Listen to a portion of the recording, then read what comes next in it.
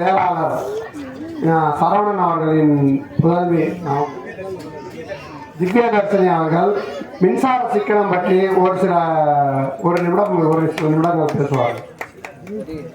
வரப்பு லேட் ஆயிடுச்சு, அதனால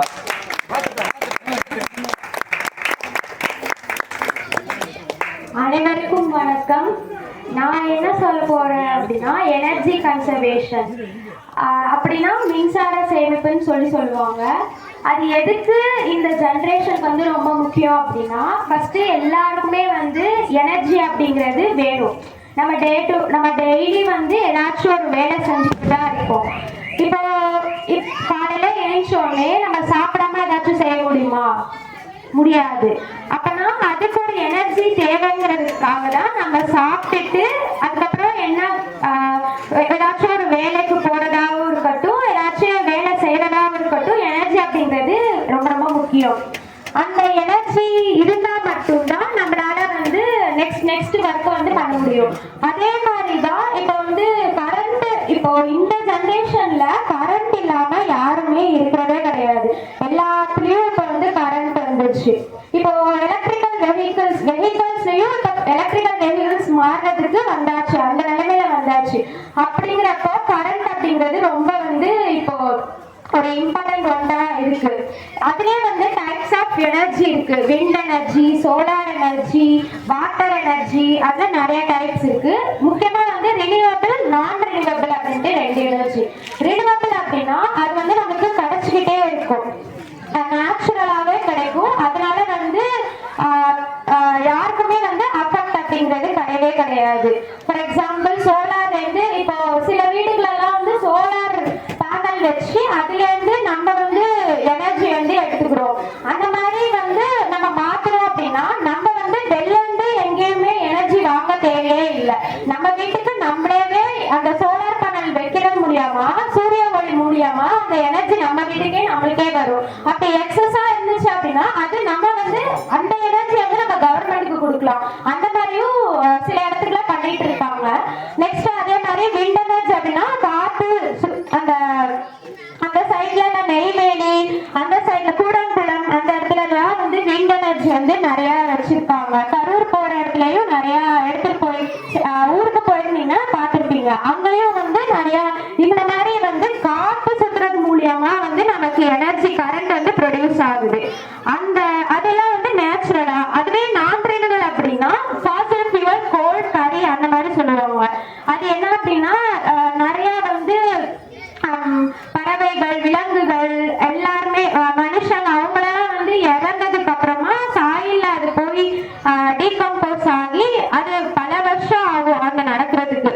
அதுக்கப்புறம் அது வந்து ஃபார்ம் ஆகி அதுல இருந்து நம்ம கரண்ட் வந்து எடுக்கிறோம்.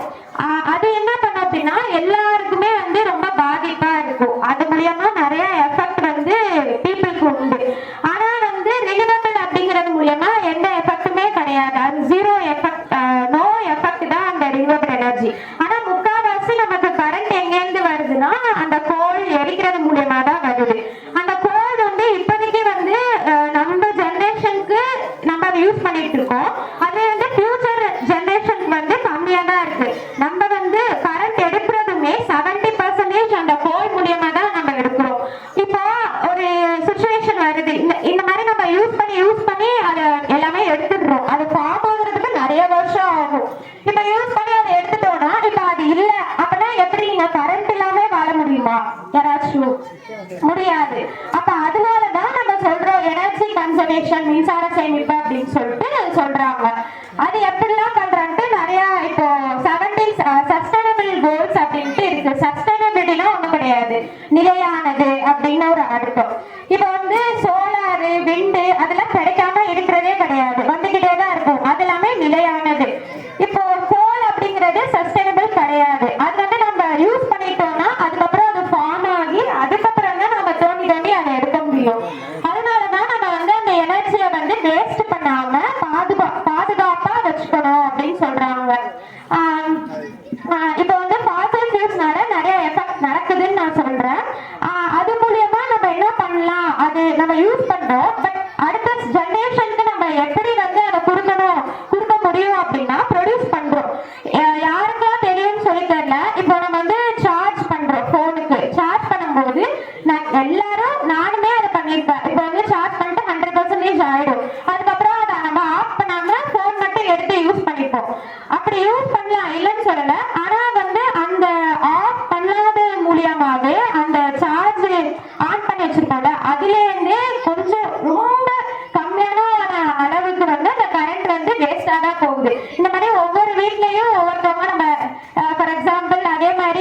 வாஷிங் மிஷின் யூஸ் பண்ணிட்டு அப்படியே ஆன் பண்ணிட்டு போயிடுவோம். ஆனா அது நம்ம துணியோ எதுவோ போட்டிருக்க மாட்டோம். ஆனா வந்து சுவிட்ச் மட்டும் ஆன்லயே இருக்கும். அதுல இருந்து ரொம்ப கம்மியான அமௌண்ட் வந்து கரண்ட் வந்து வேஸ்டா தான் போய்கிட்டே இருக்கு.